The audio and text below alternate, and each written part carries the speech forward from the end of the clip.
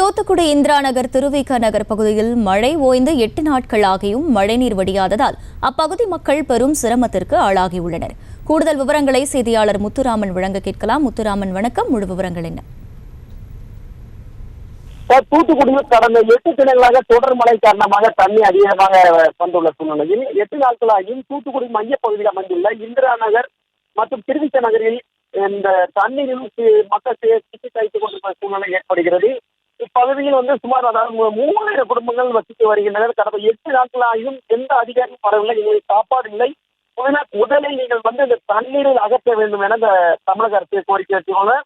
அதே மாதிரி மத்திய அரசு குழு இந்த வருவதற்கு தண்ணீர் தேக்கி வைத்துள்ளனர் என எங்களுக்கு சந்தேகம் ஏற்படுகிறது. மக்கள் நிம்மதியாக தூங்குவதற்கு எங்களுக்கு தண்ணீரை அகற்றினால் போதும் என கோரிக்கை வைத்துள்ளனர்.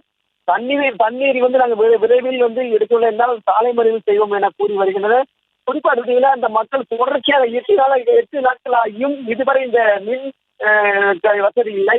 அதுமாதிரி ஒவ்வொரு மக்களும் தன்னுடைய இந்த தண்ணி தேங்கிய நிலையில் வெளியில் வேற இடத்துக்கு உறவினர்கள் இடத்திற்கு செல்ல வேண்டிய ஒரு அவல நிலை ஏற்படுகிறது. தொடர்ச்சியாக மக்கள் இந்த இதுல சிக்கி கழித்துக் கொண்டிருக்கிறார். நீங்கள் உடனடியாக தண்ணீரை அகற்ற வேண்டும், நிவாரண பொருட்கள் கூட தர தேவையில்லை, நீங்கள் தண்ணீரை அகற்றினால் போதும் என குற்றம் சாட்டி வருகின்றனர்.